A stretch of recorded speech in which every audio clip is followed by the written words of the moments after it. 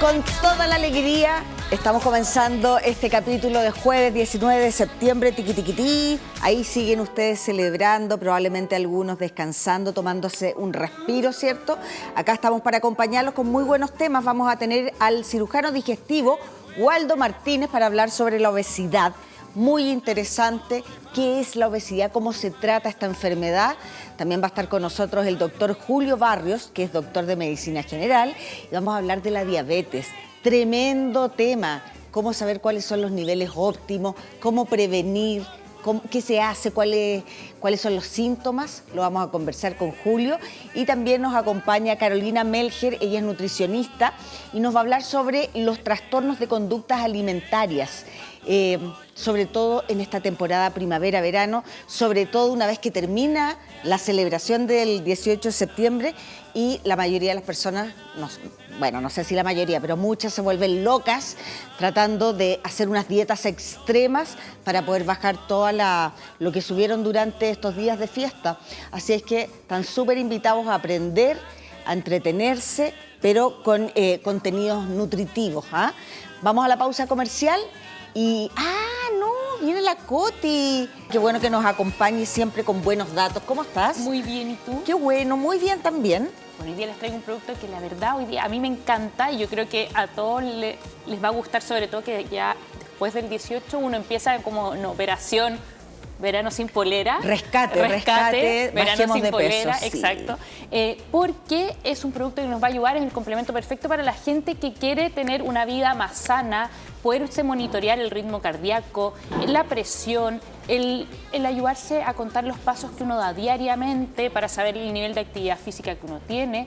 Tiene la opción de también poder ayudarnos a recordarnos que tenemos que beber agua, que sabemos que es súper importante. Entonces la verdad es que ayuda. Es como un mini personal training que podemos tener acá al lado de la mano, y aparte de eso nos ayuda a tener todas las funciones que tenemos en nuestro teléfono directamente acá en el reloj. Se los voy a ir contando de a poquito. Es increíble lo que ha avanzado la tecnología, sí. Porque, a ver, corrígeme, Coti, este reloj además como que te mide el pulso, sí, te mide un montón de índices que uno está acostumbrado que se lo hagan cuando va al doctor, ¿cierto? Sí, el oxígeno en la sangre. Todas esas cosas te las mide y te lo puedes hacer tú mismo con tu reloj. Ahí nosotros podemos, ejemplo, yo acá lo tengo como un poquito editado, tengo a mi gorda, pero acá tengo el corazón. Perdón. Que soy mala, no lo cargué. Tenés que cargarlo. Acá tengo el oxígeno en la sangre, ya, qué pesado. El oxígeno en la sangre y acá el barómetro. Aparte de eso, yo tengo una aplicación, que eso es lo más entretenido, que nos va diciendo toda la información que yo tengo acá en mi reloj. Y acá también lo puedo editar, puedo ponerle pantallas distintas y puedo agregar otras. Tiene un dato que a mí me gusta mucho.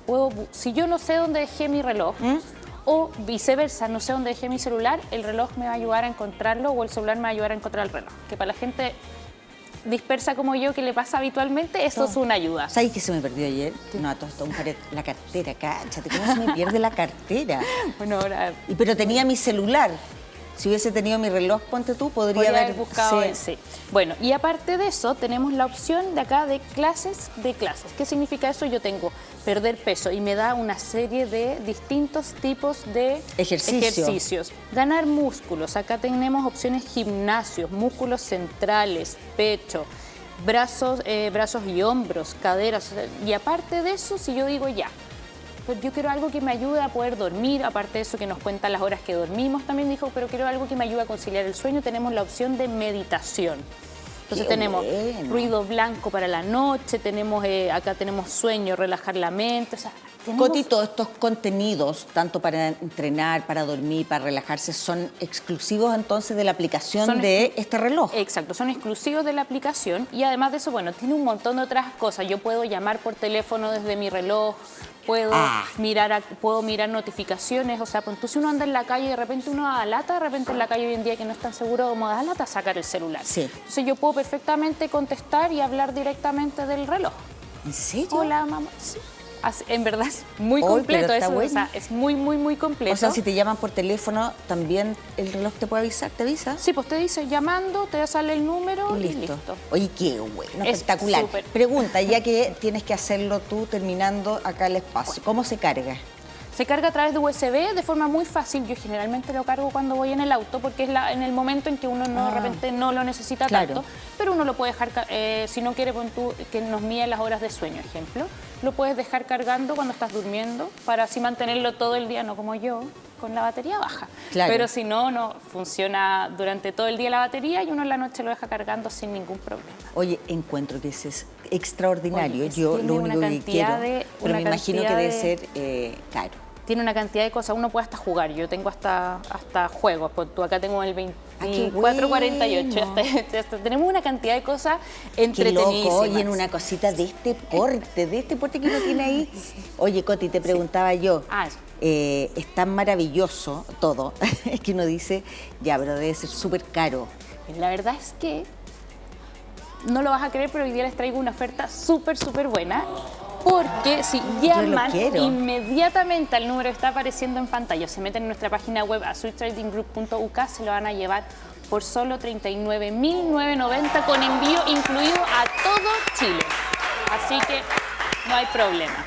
39.990. Con envío incluido a todo Chile. Con envío incluido. Oye, está extraordinaria la oferta. Está buenísima. Las aplicaciones y opciones que tiene, porque yo les conté algunas, uno puede seguir eternamente contando porque tiene muchas cosas entretenidas y que nos va a ayudar así como a aliviarnos la vida. Me encantó, yo lo quiero para mí. Si alguien quiere, me lo regala. Ya.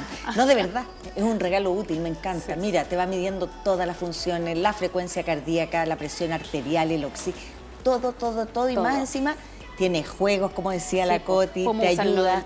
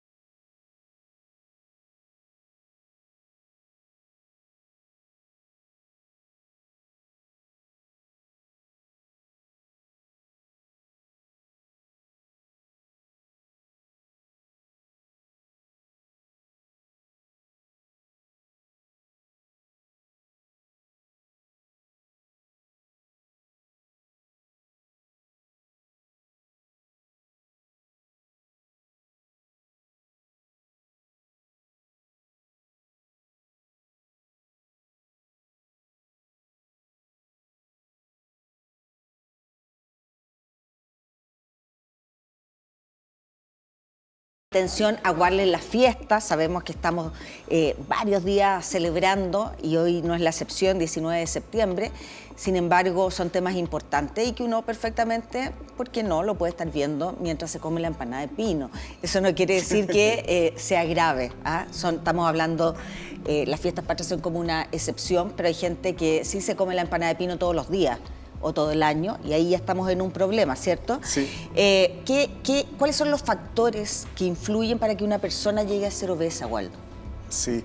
Oye, un poquito, qué bueno que sea hoy día el tema, porque uno puede decir que no coincide mucho con lo que estamos viviendo, la fiesta y todo, pero también es una instancia para que como familia, como estamos juntitos en estos días, lo conversemos como familia, así que ojo ahí porque a veces no nos damos cuenta de lo que está pasando. La obesidad es una enfermedad, yo no me canso de repetirlo, porque no es una condición, nadie está rellenito, nadie es ancho hueso, nadie está gordito. La obesidad es una enfermedad que está condicionada por múltiples factores, desde factores genéticos, pasando por factores medioambientales, culturales, sociales, ¿no es cierto?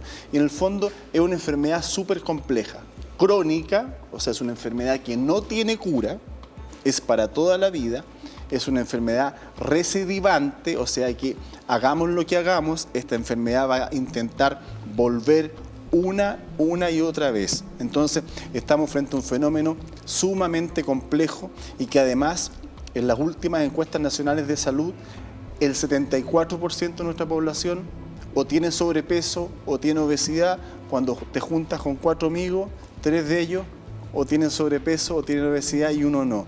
Eso es lo que estamos viviendo como país y para qué hablar, ¿no es cierto?, de la obesidad infantil, que es casi la mitad de nuestros niños. Así que es un temón hoy día. Temón, o sea, la estadística que acabas de dar es impactante. Claro. 74% con sobrepeso u obesidad. Así Ahora, es. tú dices, es una enfermedad. ¿Y qué condiciones, aparte de lo que tú dijiste ya, hay factores ambientales, ¿cierto? Hay un montón de genéticos, pero además, ¿pero por qué le da a algunas personas y a otras no? Si estamos hablando de una enfermedad. Claro ¿Por que qué? sí. ¿Porque come más? No. ¿Porque su cuerpo reacciona de manera distinta a la ingesta de alimentos? Tal cual. Todos tenemos un metabolismo que nos define, así como nuestro color de ojos, de pelo, y eso va a definir también nuestra forma de vincularnos con el medio, ¿no? Y el medio, hay medios que son súper obesogénicos y sociedades que son súper obesogénicas, que centran toda su celebración y también sus penas en la comida. Y las familias obesogénicas no solamente hacen eso, por eso te decía factores medioambientales, sino que y culturales, socioculturales, porque la familia obesogénica normaliza la obesidad. Como todos son obesos, Claro. la obesidad es una condición normal y es lo que se vive, entonces da lo mismo que el niño sea obeso porque son todos obesos. Claro. Entonces, en el fondo, son esos los factores y en distintas poblaciones, en distintos pacientes, esto funciona distinto. El gasto calórico, nuestro metabolismo es distinto y no todos vivimos con la misma cantidad si fuéramos automóviles de benzina.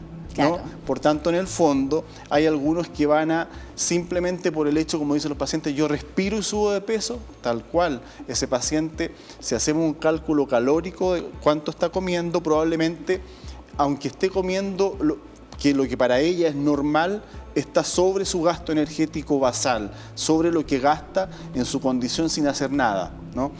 Que es el sedentarismo, que es otra condición que es muy, muy asociada a la obesidad. Hoy día vivimos en condiciones súper sedentarias. Yo tengo pacientes y muchos pacientes que trabajan, por ejemplo, en call center. Y están desde las 9 de la mañana, Claudia, hasta las 7 de la tarde sentados, con una pausa activa de 15 minutos, con media hora de colación y otra pausa a media tarde de 15 minutos. Ese paciente está sentado todo el día. Y ahí nos quebramos la cabeza en la consulta entre ambos, ¿dónde metemos el ejercicio? Porque ese paciente, esa señora, tiene que llegar a la casa habitualmente después de una hora que se va sentado en la micro o en el metro a cocinar para el día siguiente para los niños, arreglar las cosas, ver el tema de las tareas, ayudado por su marido o no, muchos maternan sola. Entonces, en el fondo, hoy día vivimos en un sistema social que es también obesogénico. Y nadie está mirando esto. Y además hay un factor socioeconómico.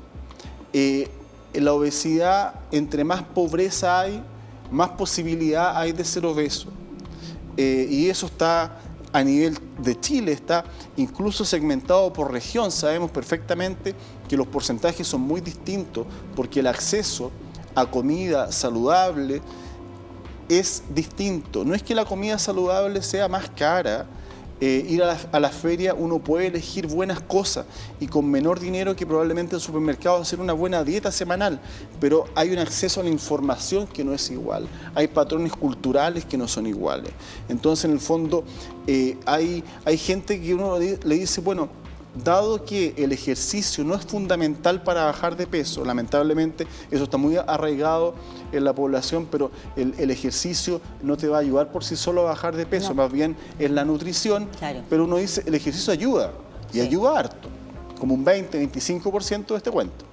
Entonces, salga a trotar, por ejemplo, o vaya al gimnasio, pero estamos hablando muchas veces de poblaciones, Claudia, donde tú no puedes salir a trotar, porque te van a asaltar, porque las máquinas que el alcalde, ¿no es cierto?, a duras penas puso ahí fueron vandalizadas. En la plaza, están usadas para otra cosa. Y si vas a la plaza a hora que te desocupaste la pega, probablemente te asalten. Entonces, empecemos a hablar del Chile real. ¿Por qué somos obesos los chilenos? Sí, tienes toda la razón. Y además, el nivel de... cómo está la situación complicada para la mayoría de los chilenos, ¿cierto?, en términos económicos, la gente se está matando por trabajar, ¿cachai? Mucho. Entonces, lo que tú muy bien relatabas, digamos, la señora llegando después de no sé cuántas horas en la micro a la casa, ¿qué le van a dar ganas y qué energía va a tener si tiene que llegar a hacer el aseo, probablemente a cocinarle al resto de la familia? No hay tiempo tampoco muchas veces para salir a trotar o hacer gimnasia en la plaza, ¿cachai? Y lo más probable es que se sacie con una buena dosis de carbohidratos, que no está mal. No la vamos a culpar porque llega y te come una buena dosis de arroz y esa señora se va a acostar. Nuevamente, el reposo, nuevamente ese cuerpo está en inactividad. Y no es porque quiere, pues, Claudia. Entonces, en el fondo, a mí me da una rabia tremenda cuando en mis redes, qué sé yo, en Instagram, en TikTok, mis pacientitas y todos ponen comentarios muy alegres y alguien dice, cierren la boca, ¿no es cierto? Sí. Y pónganse a caminar. Sí. Dios mío, no entendiste nada de lo que es la obesidad, de lo que es esta enfermedad. Hay un nivel de gordofobia en la sociedad que es brutal. Es brutal. El paciente obeso es mal mirado, no es tomado en cuenta. Tú sabes que de lo que vamos a hablar probablemente de cirugía, lo que más me impacta a mí es cuando los pacientes ya han pasado algunos meses y han bajado varios kilitos. Yo le digo, bueno, ¿qué es lo que más te ha conmocionado, te ha emocionado de tu cirugía? Me dicen, doctores, que ahora me ven. Parece que yo era invisible. Mira. Hoy día entro a una tienda y viene una señorita y me pregunta qué ando buscando. En el metro me saludan, voy a un restaurante y se me acerca alguien para preguntarme si quiero un café. Ahora soy visible, antes era invisible. Parece que la obesidad te invisibiliza. Mira lo que te estoy diciendo. Hablemos de cirugía entonces. Obvio. ¿Qué pacientes obesos? Porque el sobrepeso da para cirugía. El sobrepeso no. Acá hay una categorización del manejo súper cortito, desde manejo médico, procedimiento, cirugía. Ya. El paciente que recibe un cirujano debe ser el paciente que habitualmente ya pasó por cambio de estilo de vida, por inclusión de actividad física, habitualmente ya pasaron por nutriólogos, médicos especialistas en obesidad y nutrición, que son nuestros aliados, entonces ya pasaron por medicamentos de los más conocidos, ¿no es cierto?, hasta estas inyecciones nuevas, para no dar marca, y ya pasaron a lo mejor por procedimientos que están diseñados para la obesidad tipo 1, o sea, la más leve, o pasos anteriores, como el sobrepeso, como el balón gástrico. ¿Ya? Entonces, ese paciente ya hizo el viaje, ya concientizó, ya pasó. ¿Es necesario hacer ese viaje? No siempre. Porque también podría ser, bueno, me opero y listo. Sí, más fácil. No, me opero y listo es un gran punto para que yo te pueda decir que la cirugía, a diferencia de lo que se cree popularmente, no es el camino fácil. Mis pacientes reciben muchas críticas.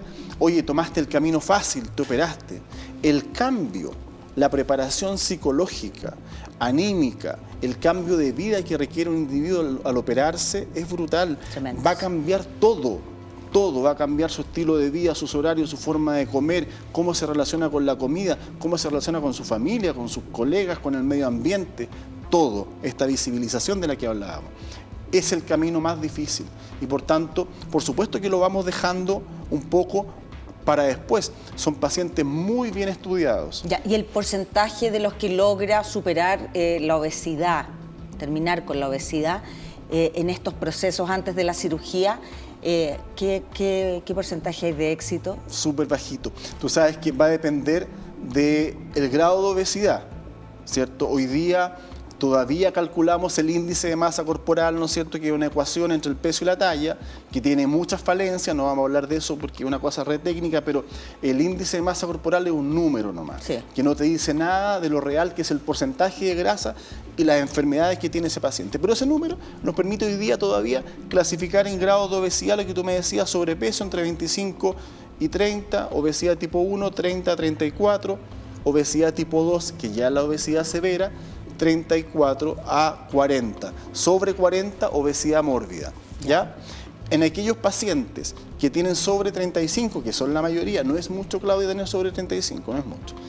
Ojo, si recién se vienen integrando la sintonía, no estamos hablando sobre 35 años, estamos hablando del índice de masa corporal, ya, para que no nos perdamos. Claro. Entonces, muchas personas tienen 35, muchas que uno ve normalizadas tienen 35 y más. Bueno, este espacio de obesidad tipo 2 u obesidad severa entre 35 y 40, asociada a enfermedades, la capacidad de respuesta es muy, muy baja de cualquier medida convencional. Yo te diría que en la obesidad mórbida, sobre índices de masa de 40 hacia arriba, ni siquiera intentes lo anterior.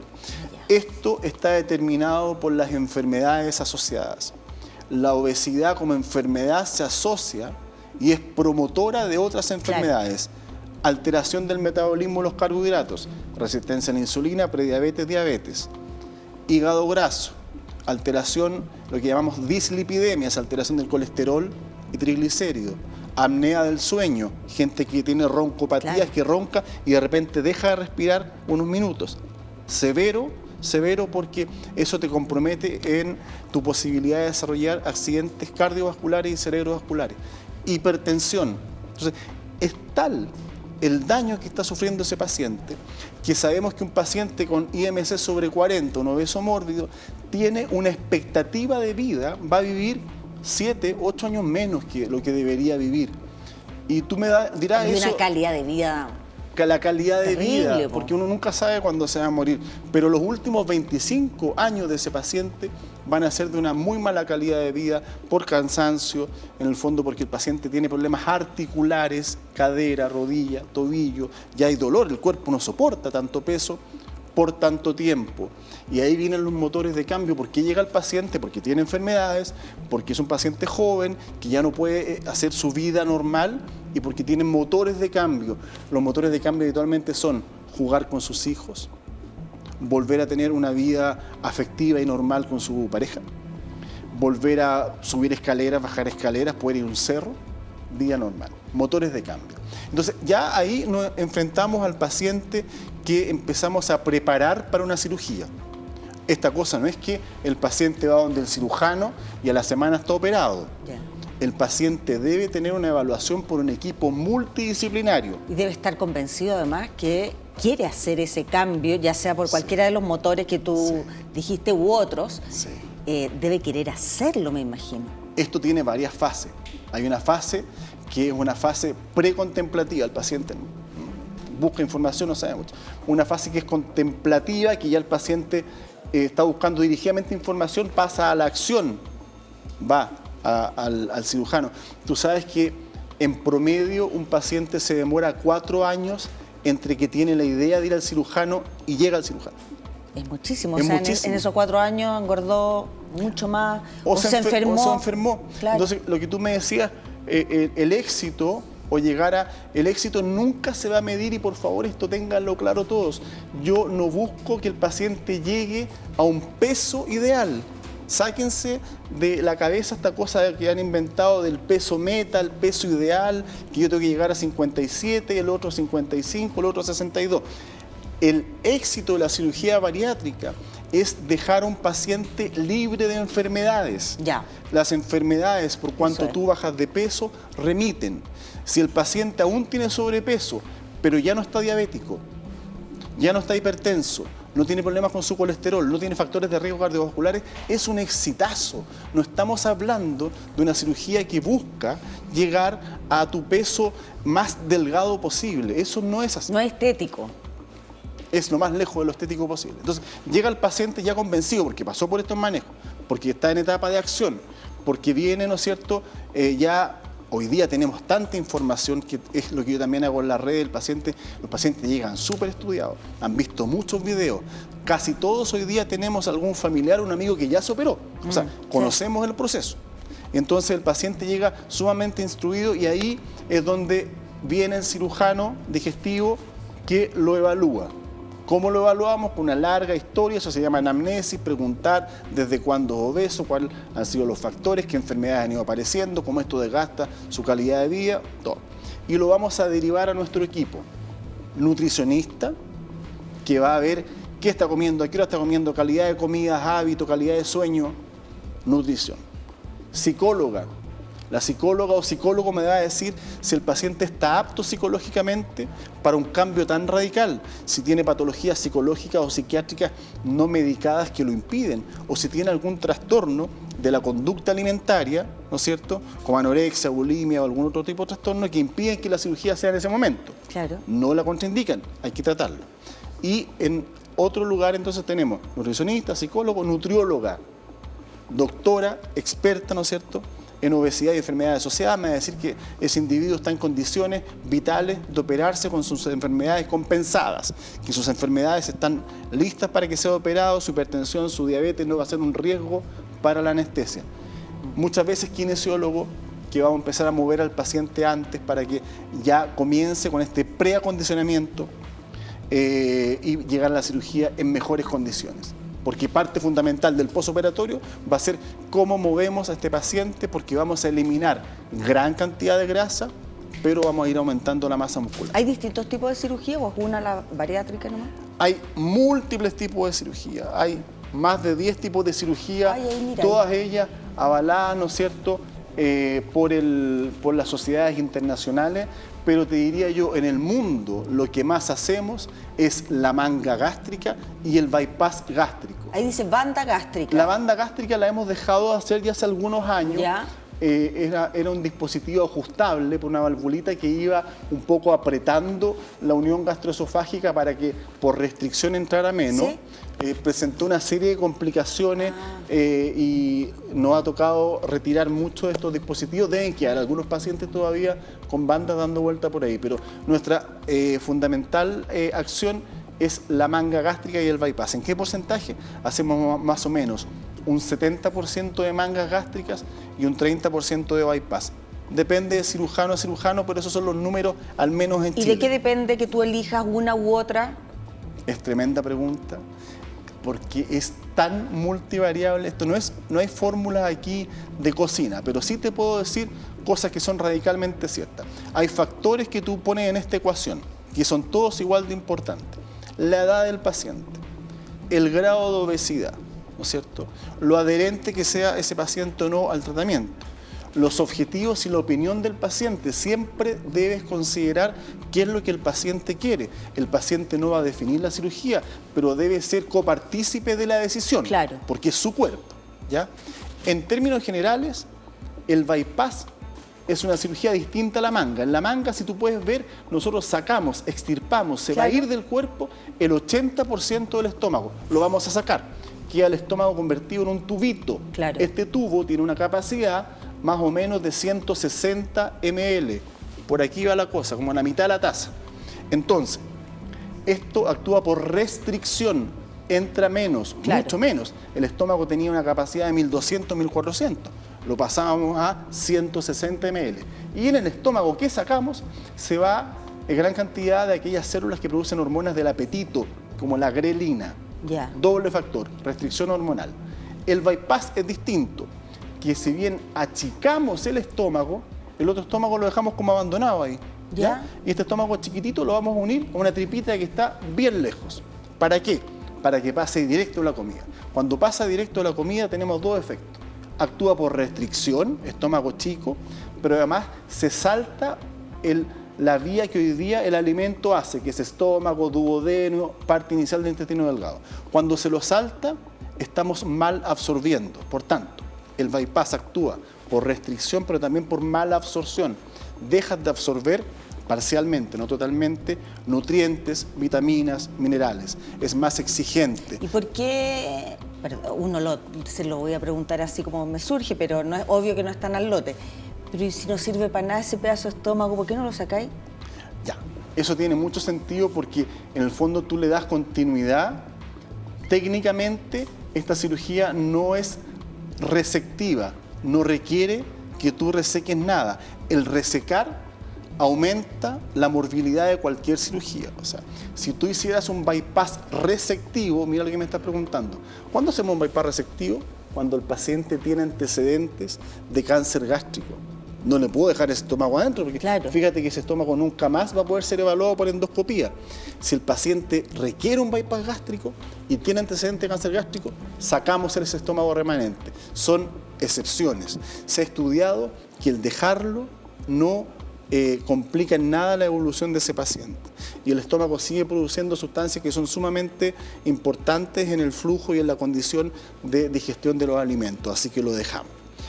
Y básicamente le hacemos bypass, esto a súper grosso modo, sí, yo te dije que no es una pauta. Ya. Obvio, si hay que ir a la consulta y preguntar diabéticos detalles. De difícil manejo, diabéticos que requieren el uso de insulina o que han probado múltiples tratamientos para su diabetes y no funciona. Anda mejor el bypass. ¿Ya? Se está estudiando algo parecido con la hipertensión refractaria, hipertenso severo. Pacientes que tienen reflujo gastroesofágico, lo vamos a decir una y otra vez. El paciente con reflujo no puede someterse a una manga gástrica, solamente va a empeorar su reflujo. Ese paciente debe ir a un bypass gástrico porque además se le va a pasar el reflujo con el bypass. Y aquellos que tienen índices de masa corporal altos, lo que llamamos de obesidad 4 hacia arriba, índice de masa sobre 50 hacia arriba, algunos dicen 45, es una discusión que es bien técnica, pero son los 3 pacientes en los que tú evalúas realizar un bypass gástrico, ¿ya? La suplementación de vitaminas es de por vida en ambos. Lo que pasa que en el bypass hay tal nivel de mala absorción que también vas a suplementar probablemente en forma crónica fierro, en forma crónica calcio, zinc y otras cosas, porque si no vas a llegar a tus 65 o 70 con osteoporosis, con anemia, con déficit de vitaminas intenso, severo. Claro. Por tanto, hay que estar súper, en el fondo, concentrado para indicar uno u otro tratamiento. Mujer joven, por ejemplo, 20 años, que no ha sido mamá todavía, es más difícil el manejo de un embarazo con bypass que con manga. Estoy poniendo un caso clínico donde yo decido y pienso y no tiene reflujo, esa paciente va a ir a una manga gástrica, no un bypass. Entonces, son muchos factores, todos conversados con el paciente. Claro. ¿Ya? Y ambos bajan la misma cantidad de peso. ¿Ya? Ambos tienen impacto sobre las enfermedades. Son efectivos, digamos. Ambos eliminan el hígado graso, las dislipidemias que conversábamos y los trastornos de carbohidratos, súper efectivos. Qué importante, Waldo, que hayas venido hoy día a hablar sobre este tema, porque hay mucha gente que ya tiró la esponja, dice soy obeso, o no hay nada que hacer, digamos. Y la verdad es que hay mucho que hacer, es un trabajo, como tú decías, multidisciplinario, es integral, va la parte psicológica con la parte física, con las otras enfermedades. En ese sentido, si ustedes se animan o conocen a alguien que está viviendo este proceso, que además, como decía el doctor, somos un país gordofóbico, entonces la gente no es el gordito feliz, ¿cachai? Es difícil, es fuerte, sí. Vayan a ver al doctor, consulten, pregunten cuál les conviene, si son candidatos para cirugía o a lo mejor pueden mejorar en las fases anteriores. Ahí está el Instagram del doctor, @doctor.waldomartinezm. El doctor responde las preguntas y además tiene TikTok, que es la misma dirección, @doctor.waldomartinezm. Escríbanle, atrévanse, que no pasen esos 4 años que dice él que es el promedio que se demora una persona obesa en consultar. Consulten ahora, no pierden nada. Consúltenle al doctor. Quiero agradecerte, Waldo Martínez, cirujano digestivo. Hablaste además de la suplementación de vitaminas y minerales de muchos de los pacientes operados, porque no absorben las vitaminas y los minerales, el fierro y un montón de otras cosas. Entonces yo te quiero hablar de suplementación y tengo un suplemento que es 100% natural, está aprobado por el ISP, está fabricado por IPAC, que es la planta de suplementos y alimentos de laboratorio NOP, que son una eminencia, llevan muchísimos años dedicados a la medicina natural. Se llama Subavit, son 2 cápsulas al día. Tiene zinc, tiene vitamina D, tiene colágeno hidrolizado maqui y coenzima Q10. Es una fórmula única, solo 2 cápsulas. Te las tomas a la hora que tú quieras, las 2 juntas y listo, para hombres y mujeres sobre 15 años. Subavit.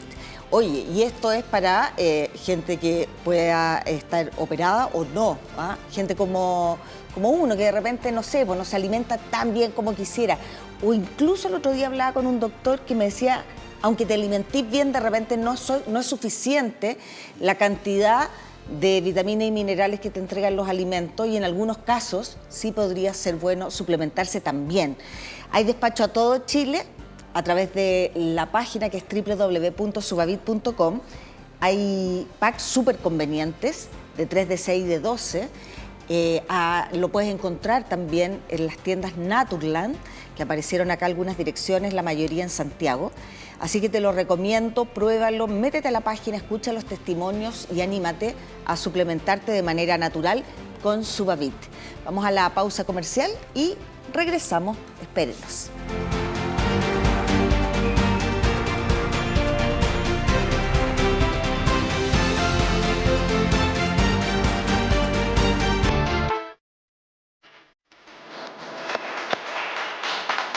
Maravilloso que nos hayan esperado la tanda comercial porque vamos a seguir hablando de salud, de bienestar. Vamos a hablar sobre trastornos de conducta alimentaria y para eso tenemos invitada a la nutricionista Carolina Melcher.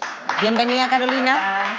Hola. Habías venido antes ya. Sí, ya a había hablar. venido antes. Oye, y es tan importante este tema, tocarlo hoy día, en esta fecha, que ustedes van a decir, pero ¿cómo hablan de eso para el 19 de septiembre? Sí. Y es porque la Carola me dice que es realmente preocupante la situación que se vive en esta época en particular. Exacto. Y aquí, estas festividades acá en Chile corresponden justamente a que viene la primavera. Es que estamos en primavera prácticamente, al verano. Y eso conlleva a que la gente empiece a preocuparse de sobremanera por su apariencia física. Sí.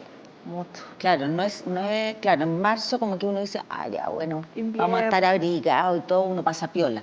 Pero la verdad es que claro, ya en septiembre uno queda en evidencia si es que no estás en buen estado físico y la gente se vuelve loca porque es muy heavy lo que pasa. Se vuelven locos porque tienen que bajar mucho de peso y en muy poco tiempo. Exacto. Entonces eso es una de las causas que da pie, por ejemplo, en esta época para que la gente tenga estos trastornos, ¿o no? Sí, a ver, coloquémonos un poquito en contexto. Los trastornos de la conducta alimentaria son trastornos psicológicos, emocionales, mentales que se manifiestan con la conducta alimentaria. Estos trastornos son multifactoriales, ¿ya? Son muchos factores que pueden desencadenar un TCA, porque TCA es la sigla de trastorno de la conducta alimentaria, y también se puede manifestar de muchas formas distintas. Entonces, ¿qué pasa? También esto de estar buscando el ideal de belleza constantemente en la sociedad hace que las personas lamentablemente caigan en prácticas súper gatillantes. Por ejemplo, que empiecen a hacer actividad física, a moverse de manera un poquito más obsesiva. Muchas veces se camufla atrás de la palabra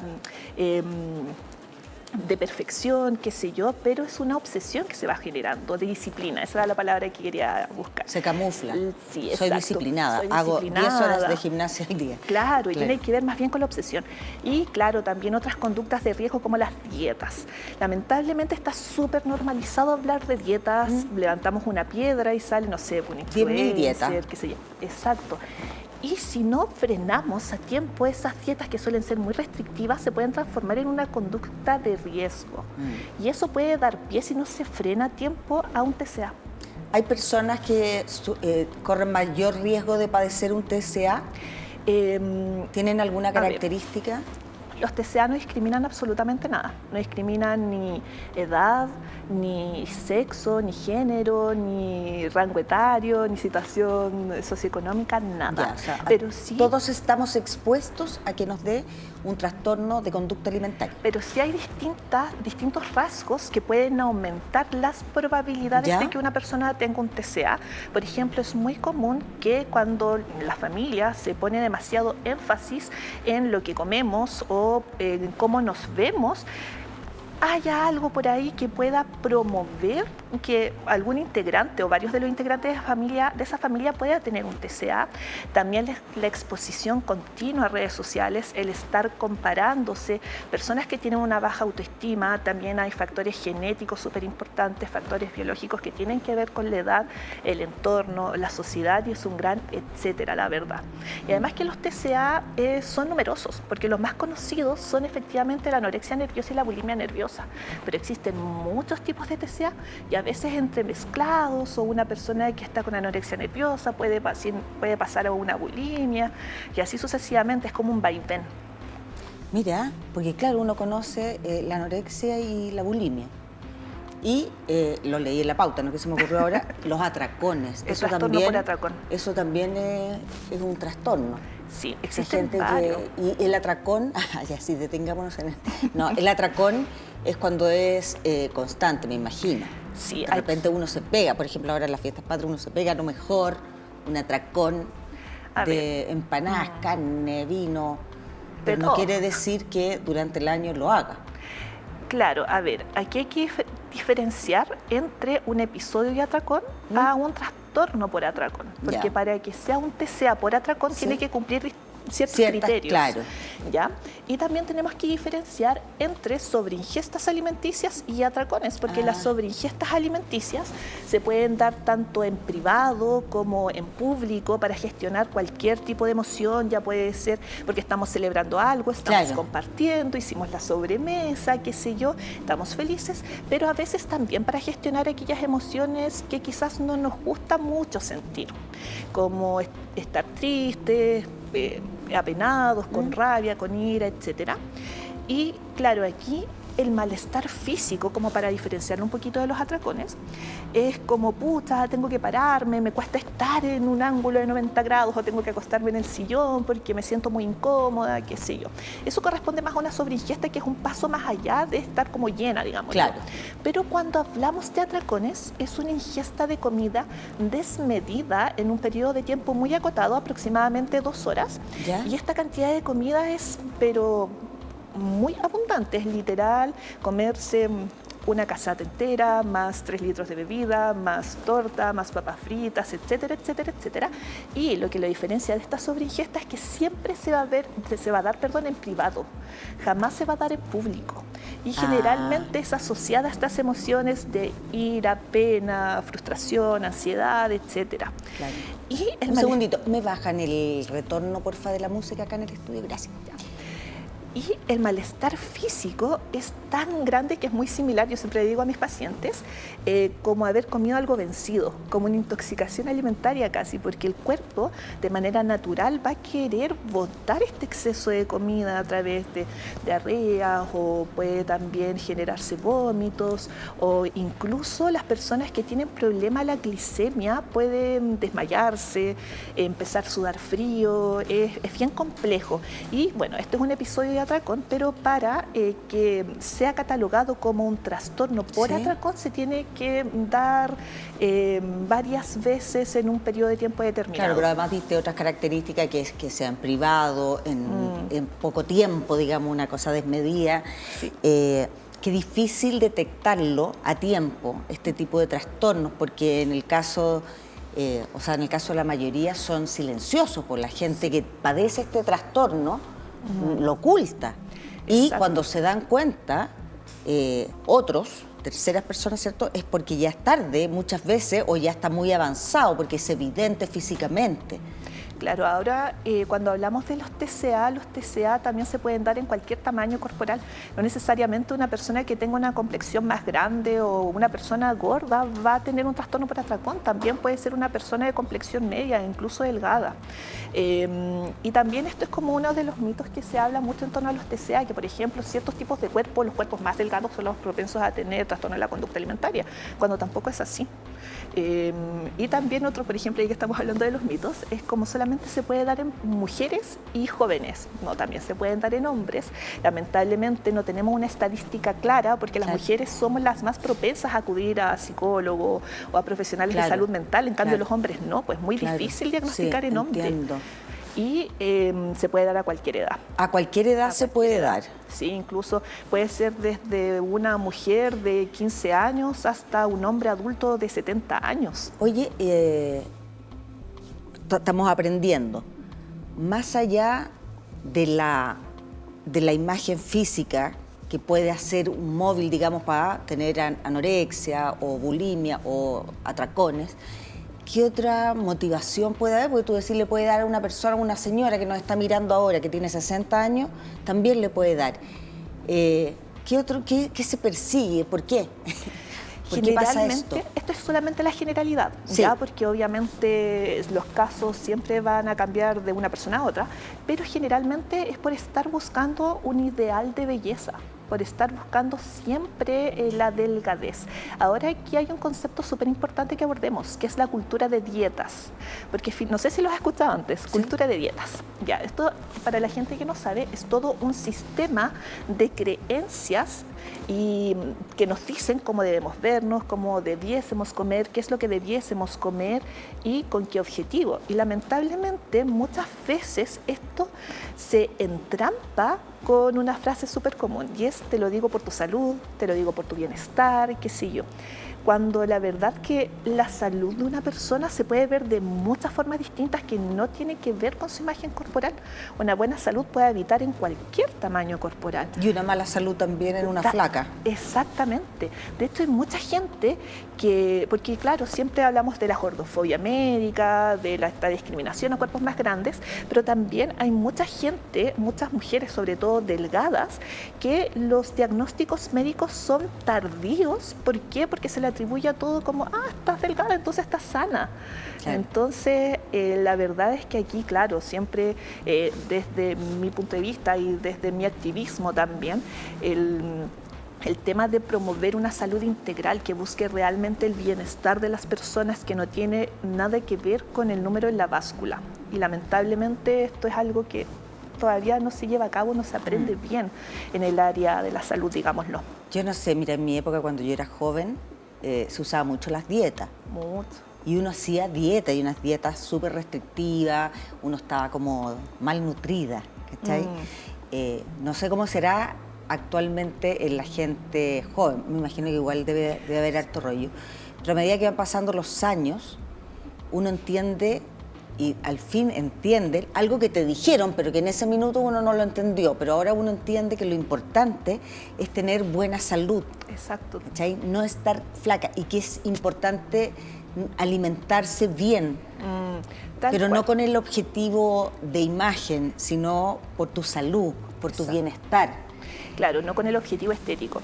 Y también aquí, bueno, hay dos cosas importantes que quiero mencionar. Sí. Claro, antes estaba, por ejemplo, esta exposición de dietas. Yo me acuerdo de cuando era chica, veía los matinales con mi abuelita y siempre iban como a la nutricionista, o al médico, tienes que comer esto, qué sé yo. Pero resulta que ahora siento que esta exposición es aún mayor, porque no solamente existen los matinales, sino que también existe toda esta influencia de redes sociales, que es mucho. Y bueno, como la globalización de la información también, porque yo suelo ver muchas personas, sobre todo mujeres adolescentes, que buscan un ideal de belleza en este prototipo asiático, como las artistas de K-pop, las actrices también, los idols, digámoslo. Claro. Y también va cambiando estos prototipos de belleza según el lugar, según la cultura, según también los años, ¿verdad? El presente, digamos, lo que sé yo. ¿Y cuál era el otro punto que mencionabas, Claudia? Te mencioné por un tema estético en el fondo. Claro. Bueno, tú estás hablando que tienen estos ídolos asiáticos, muchos, que son de raza además, como que los japoneses, no sé, tienen otra cultura, otra alimentación, son mucho más delgados que los occidentales. Ahora, con la llegada de tantos extranjeros a nuestro país, siento yo que nos estamos acostumbrando y a ver la belleza también en curvas y cosas así, porque hay un montón de mujeres centroamericanas, ¿cierto?, que son súper voluptuosas y que no cumplen y se encuentran estupendas, lindas, son muy bonitas y no obedecen a este patrón tan gringo, ¿cachai?, como de ser ultra flaca. Y quería agregar algo que llega a tanto el tema de las redes sociales, que no solo la gente trata de cambiar su aspecto físico en cuanto a peso, sino que la cara. Los filtros te cambian la cara. Exacto. Completamente. Y eso lo ocupa las viejas digo porque me incluyo, y las cabras más jóvenes. Sí. Entonces ahí les queda una escoba mental tremenda, ¿cierto? Sí. De su apariencia. Exacto. Finalmente lograr como estos objetivos estéticos, y no solamente en el tamaño corporal, como tú dices, sino literalmente todo. O sea, desde la forma de nuestra nariz, claro, desde el color de pelo, todo, y este modelo muy eurocéntrico de la belleza, ¿verdad? Pero que se ve desde hace muchos años atrás, pero claro, desde un momento, con toda esta globalización, los medios de comunicación, como que existen muchos tipos o prototipos de bellezas distintos. Entonces también tenemos una población infantil, adolescente, que cada vez tienen mayor acceso a redes sociales desde más temprana edad. Claro. De hecho, una cosa muy brutal, yo he visto pacientes de 6 años o de 10 años que empezaron con bulimia nerviosa a los 6 años. Y es muy difícil de diagnosticar, porque resulta que si uno, por ejemplo, ve a una niña, a un niño de 6 años vomitando, uno inmediatamente piensa como mamá que tiene un problema gástrico. Viral, claro, exacto, un virus que algo le cayó mal a la guatita, pero jamás uno va a pensar que tiene un trastorno de la conducta alimentaria. Entonces hay que tener sumo cuidado con esto. Otra cosa importante que tú mencionabas, ¿sí? Clau, el tema de la población asiática, porque uno tiene como esta visión de que tienen otro tipo de alimentación, otra complexión, qué sé yo, lo cual es cierto, tienen otra complexión, pero resulta que a lo largo de los años nos hemos dado cuenta de que la cultura asiática sigue un patrón muy riesgoso en cuanto a las conductas alimentarias. Entonces muchas veces mi mamá a mí me decía, no, si allá como que lavan muchas veces el arroz, tienen otro tipo de alimentación, qué sé yo, y claro, dentro de mi profesionalismo, a lo que me dedico, ¿verdad? Me he dado cuenta que lamentablemente es una población que le hace un tributo a la delgadez y nos encontramos con mucha población asiática con trastorno de la conducta alimentaria. Mira, demasiado. Mira, oye, fuerte. Me gustaría, porque es un tema profundo, largo, pero sí que pudieses compartir con nuestro público algunos tips de cosas que uno debiese sospechar, ya sea de tu mamá, de tu hermana, de tu hija, de lo que sea. ¿Qué conducta uno debiese como decir aquí algo anda mal?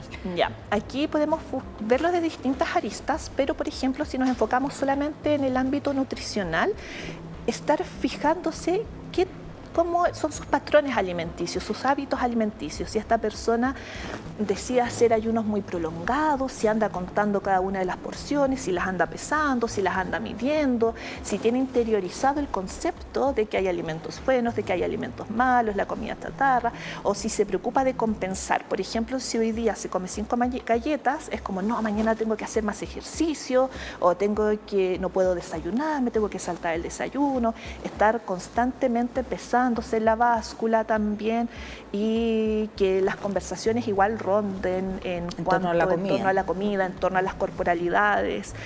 Muchas veces, por ejemplo, este body checking, que este chequeo corporal que las personas se suelen hacer, estarse midiendo constantemente, no solamente en la báscula, sino con cinta métrica, con el contorno de cintura, de brazo, también el tema de la ropa.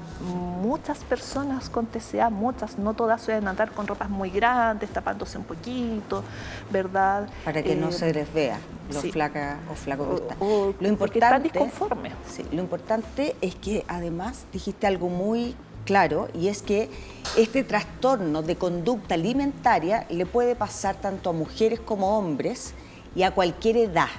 A cualquier edad. Por lo tanto, hay que estar atento. Te quiero agradecer que hayas venido, Carolina Melcher, no importa.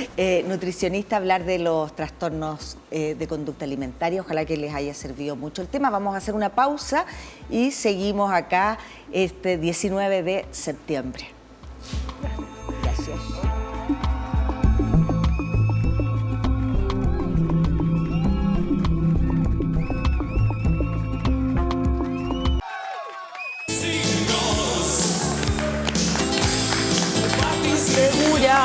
Ya estamos de regreso, seguimos hablando de salud en estas fiestas patrias. Julio Barrios, bienvenido, gracias por estar. Muchas gracias por estar. Gracias, Claudita. Gracias por la invitación. Tanta gente, Julio, que en este minuto o está, ya comió, está así, y están en la cama viendo, ¿no? Claro. O gente también que está sola. Está sola y que lo acompañamos, pues y además aprenden. Así es que bienvenidos todos al programa y a este tema que es muy interesante. Vamos a hablar de la diabetes. Uy, gran tema. ¿Qué es la diabetes, Julio? La diabetes, en palabras simples, de partida es una enfermedad crónica que nos va a acompañar todo el tiempo desde que tenemos diabetes, y la diabetes significa que nuestro cuerpo ya no maneja los niveles de azúcar adecuadamente. En palabras más simples aún, significa que cuando comemos azúcar, el azúcar se nos sube porque el cuerpo perdió el mecanismo de regularizar el azúcar en la sangre. O sea, en el fondo se nos escapa el azúcar en la sangre después que comemos cosas con azúcar. ¿Estamos hablando de azúcar de los pasteles o puede ser azúcar de la fruta, azúcar de otros alimentos? De todo lo que mencionaste, Claudita. Azúcar el azúcar como tal de azucarero, sí. El azúcar de las frutas, que no es tan fuerte para el cuerpo el azúcar de la fruta, ya. Pero también estamos hablando de azúcares que son no dulces o carbohidratos que le llamamos, y aquí quiero hacer una aclaración. Azúcares, carbohidratos e hidratos de carbono son lo mismo. Ya. Cuando los médicos, nutricionistas, etcétera, hablamos de carbohidratos, estamos hablando de azúcares. Cuando hablamos de hidratos de carbono, estamos hablando de azúcares. Mira. Por lo tanto, para que la gente no se confunda, porque siempre dice azúcar, el azúcar del azucarero. Pero ahí entran las papas, las pastas, las legumbres, las harinas en el fondo. Mira, oye, ¿cuál sería la causa por la cual el cuerpo deja de manejar los niveles óptimos de azúcar en la sangre? Causas hay desde la genética, que la heredamos de papá a hijo y así sucesivamente, pero la mayoría de las veces la gran causa es el sobreconsumo continuo, constante y crónico en la vida de azúcar. Porque el cuerpo tiene el mecanismo para bajar el azúcar en la sangre, pero como estamos siempre comiendo mucho azúcar, mucha cantidad, azúcares, en el transcurso de los días de la vida, esta máquina, como la alcancía va sacando un químico que baja el azúcar, se le agota al cuerpo y por lo tanto se le desnivela el azúcar. Ese químico se llama insulina. El cuerpo produce insulina, pero esa insulina se agota cuando ya la hemos ocupado tanto debido a que hemos consumido tanto azúcar de mucho tiempo. Entonces, en el fondo, el sobreconsumo o la sobreexigencia de la máquina es la que nos daña. Y eso uno podría pensar, corrígeme, que le da a personas más adultas, porque ya para que se te eche a perder la máquina por tanto azúcar, es difícil pensar en una diabetes en un niño. Hay diabetes en los niños, pero cuando nacen con diabetes, en este caso que es la diabetes tipo 1. Cuando los niños nacen con diabetes porque la fábrica de insulina del cuerpo ya nació con falla. En este caso vendríamos hablando de la insulina y qué órgano produce la insulina, el páncreas. Entonces el páncreas de los niños que nacen con diabetes ya está con problemas desde nacimiento.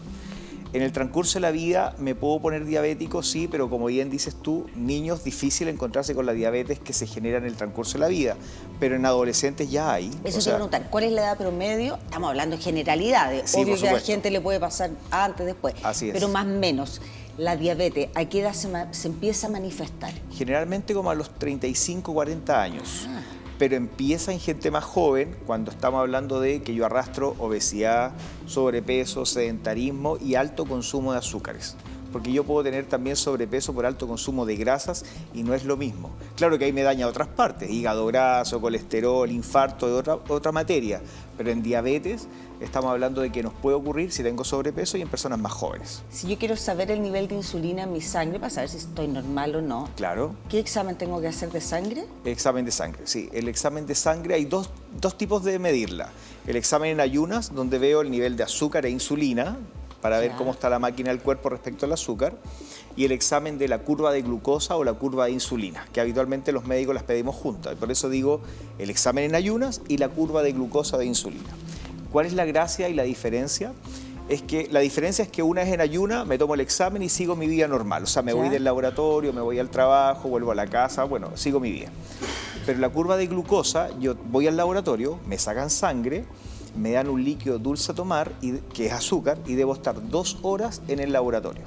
A lo más voy al baño y vuelvo, pero no salgo a hacer trámites. Ese examen permite ver cómo el cuerpo responde a la sobrecarga de azúcar y veo cómo está la operativa, si le cuesta manejar el azúcar o si no le cuesta. Este examen la mayoría de las veces los médicos lo pedimos para diagnosticar la prediabetes, no la diabetes en sí mismo, porque la diabetes ya está tan dañado el mecanismo que basta con el examen de ayuna para diagnosticarla. Julio, cuando a uno le mandan a hacer exámenes, hay un ítem que dice glucosa. ¿Es ahí donde tenemos que fijarnos? La glucosa, sí, la glucosa, o se llama también glicemia. Glucosa en sangre o glicemia, y algunos laboratorios le informan como glucemia. Es lo mismo. Glucosa en sangre, glicemia o glucemia es lo mismo. Pero ese es el ítem, digamos, porque ahí uno ve que sale la flechita para arriba o para abajo, porque hay un valor referencial promedio, como que aceptado. Entonces ahí uno tiene que fijarse en esa rayita, en ese informe, digamos. Exacto. Sí, ese es el examen que debemos fijarnos y tiene un número específico. Si ese número es sobrepasado, se diagnostica diabetes. La pregunta es cuál es ese número. Así que pueden ver en la casa los exámenes cuánto me salió en mi glicemia en el último examen. ¿Cuánto, sabes tú, Claudita? ¿Cuánto es?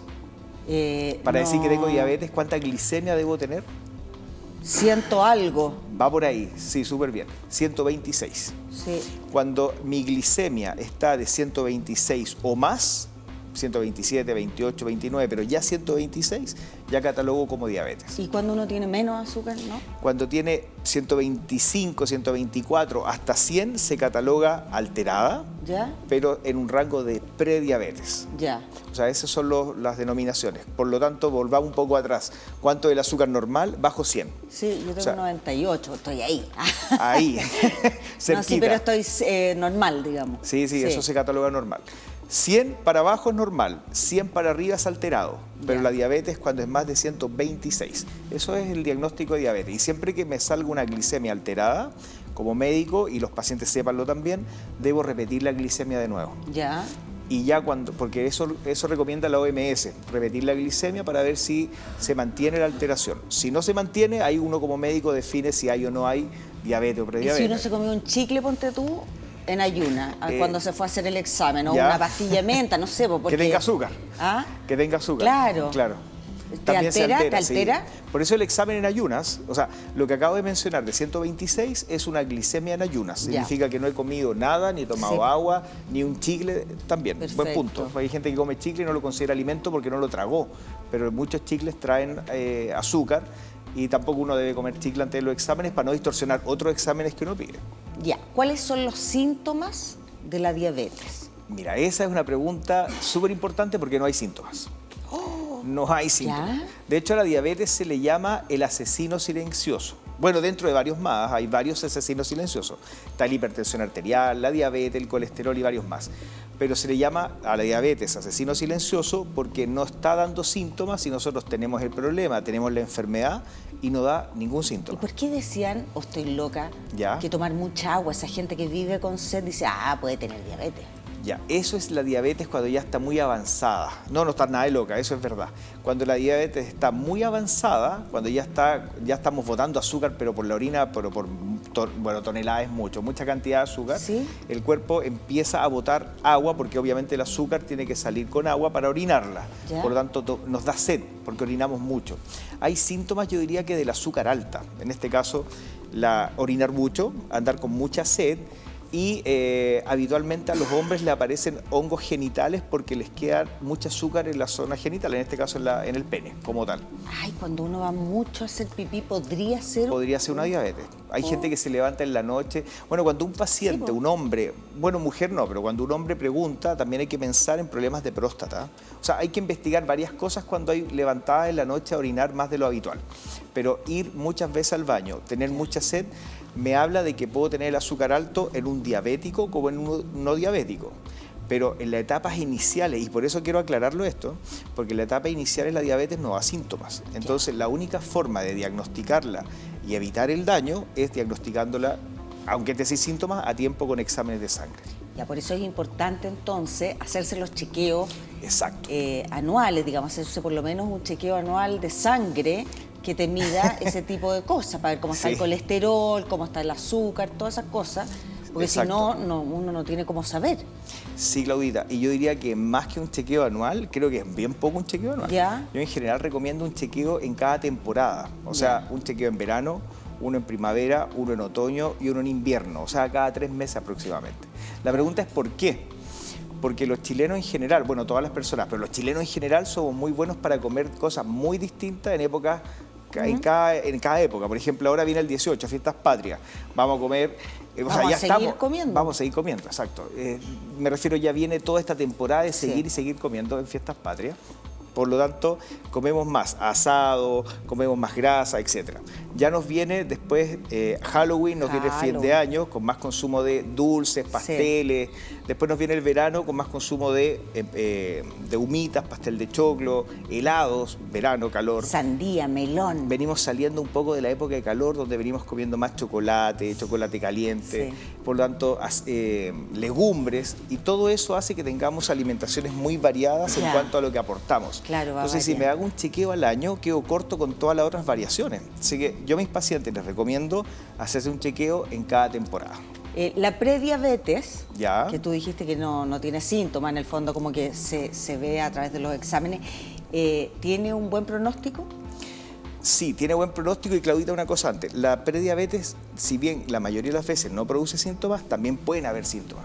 La gente a veces anda, cuando anda la insulina alta, andan como cansados, como carreteados, como después de un carrete, como trasnochados, así andamos con la insulina alta. No siempre, pero cuando aparecen síntomas pueden ser eso. Y a veces en el cuerpo aparecen como unas pelotitas en la piel, en el cuello, como pelotitas como los lunares de carne. Ya. O también se oscurece la piel y eso se le llama, los médicos le llamamos acantosis nigricans. Se pone oscuro el cuello y los pliegues. Eso es con la resistencia a la insulina. O sea, la mayoría de las veces no hay síntomas, pero pueden venir estos signos y síntomas. El tema concreto es que hay que detenerla a tiempo porque la diabetes nos daña desde el primer día, pero la prediabetes también nos daña. Hay estudios que muestran que los pacientes cuando recién empiezan en el primer día de diabetes ya traen daño en los riñones, en los ojos, o sea, lo que se llama retinopatía, neuropatía en los nervios y nefropatía en los riñones. O sea, hay que tratarla, hay que preocuparnos a tiempo y esto no es por ponerle susto, esto es por decir actuemos a tiempo porque el cuerpo está dando síntomas, el cuerpo nos está dando la oportunidad de cambiar el curso a la muerte a través de las complicaciones de la diabetes, pero tenemos que hacerlo, hacerse los chequeos, revisarnos a ver cómo estamos. Qué dañina es la diabetes. Sí, o sea, la diabetes... Háblame un poco eso, de la enfermedad que produce una persona. ¿Qué le pasa a una persona con diabetes? La diabetes maltratada nos mata, o sea, así de simple. Ya. Nos deja ciego, nos amputan las piernas, por diferentes complicaciones. Pero finalmente, ¿qué le pasa a una persona con diabetes? Pensemos en una persona que tiene diabetes y que le da lo mismo o no se trata adecuadamente la diabetes. Las complicaciones vienen. ¿Cuáles son las complicaciones? Neuropatía, o sea, van perdiendo la sensibilidad de las piernas, de los brazos, la percepción, el tacto, y las personas tienen heridas, se queman los pies, no lo sienten y finalmente ahí vienen las amputaciones de los dedos porque son infecciones que no puedo lograr controlar. También vienen complicaciones en los riñones, la misma complicación de los nervios, en este caso en los riñones se van dañando y terminan a tal nivel de daño que ya no funcionan, se llama insuficiencia renal. La mayor causa de la insuficiencia renal en Chile y el mundo es por diabetes y la insuficiencia renal termina finalmente en diálisis. Entonces las personas, si nosotros pensamos, la mayoría de las personas que están en diálisis son por diabetes. Entonces es otro de los daños. Las personas con diabetes también les dan más infartos. Tienen tanto riesgo una persona de tener infarto que la misma persona que ya tuvo un infarto. O sea, si mi mamá tuvo un infarto y mi papá es diabético pero nunca tiene un infarto, los dos tienen el mismo riesgo de tener un infarto, el diabético solamente por ser diabético, que la persona que ya tuvo un infarto antes. También vienen más riesgo cardiovascular, cerebral me refiero, vienen más infartos y más hemorragias cerebrales y vienen daños en la esfera sexual, viene disfunción eréctil, cosa que no queremos vivir, más aún en personas jóvenes. ¿Cómo uno puede mantener la diabetes a raya, digamos? El cambio de dieta, me imagino. Sí, la dieta es súper importante, yo diría los cambios de alimentación. Ya. O sea, mantener la alimentación lo más baja posible en azúcares. Y eso significa entonces evitar los carbohidratos, hidratos de carbono y azúcares. Exacto, el paquete completo. Ya. ¿Y de qué estamos hablando? Las papas, las pastas, las legumbres y las harinas. Que no digo que el diabético no deba comerlo, pero aquí lo que hay que tener claro es que para darle una recomendación concreta a un paciente diabético tengo que tener claro su nivel de azúcar. Claro. Porque no puedo decirle a todos coman lo mismo o no coman lo mismo porque algunos tienen niveles de azúcar muy altos y otros niveles de azúcar más bajos. Por lo tanto, debo estar haciendo las adecuaciones a cada paciente. Que no tiene nada que ver con las etiquetas que dicen sin gluten. No, claro, porque el gluten es en el fondo cosa. es otro azúcar, es otro carbohidrato. Ya. Que es lo Pero que sí genera la enfermedad celíaca. Ah, ya. Pero sí he visto yo que hay como pastelería para diabéticos, galletas para diabéticos. Exacto. Hay toda una industria para diabéticos. Sí, y eso principalmente es cocinar sin azúcar. Ya. Esa es la gracia de la comida para diabéticos. Las tortas para diabéticos se hacen con endulzante. Esa es la gran diferencia. No es que tenga algo especial, es que no tienen azúcar y se hacen con endulzante. Pero hay que tener cuidado porque igual tenemos a veces en las tortas consumo de triglicéridos, estamos hablando de aceites, y uno dice todo para diabéticos, pero de repente tengo los triglicéridos altos o el colesterol alto y a través de esto, aunque la diabetes la tengo controlada, me estoy dañando en otros aspectos. ¿Cada cuánto tiempo tiene que chequearse una persona con diabetes? Mira, yo en general, Claudita, los pacientes que están totalmente nivelados, a los diabéticos los controlo cada 3 meses, fijo, los que están nivelados. Los que están con el azúcar alto los controlo según lo que usemos. Si usamos tratamiento con insulina, una vez a la semana hasta regular la dosis de insulina. Si los pacientes están tomando medicamentos, los controlo cada 3 semanas, pero no más allá de 3 semanas, porque los medicamentos ya tienen efectos rápidos. Entonces uno ve en un paciente un cambio pronto. Ah, qué bueno. Y uno puede compensar, o sea, puede tener un paciente con azúcar alta en azúcar normal en tiempo habitualmente 2 a 3 meses si es que ocupa los tratamientos adecuados.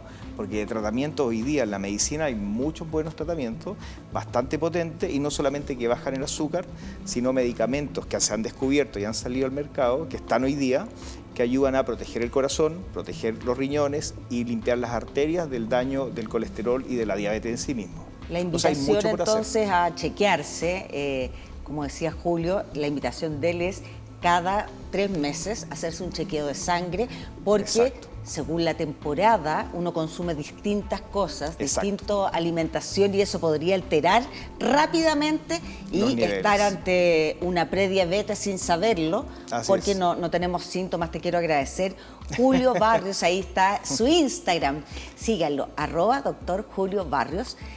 Seco, además explicas muy clarito, entonces uno aprende mucho. Te agradezco que hayas venido. Gracias, Claudita. Gracias por estar esta tarde, 19 de septiembre.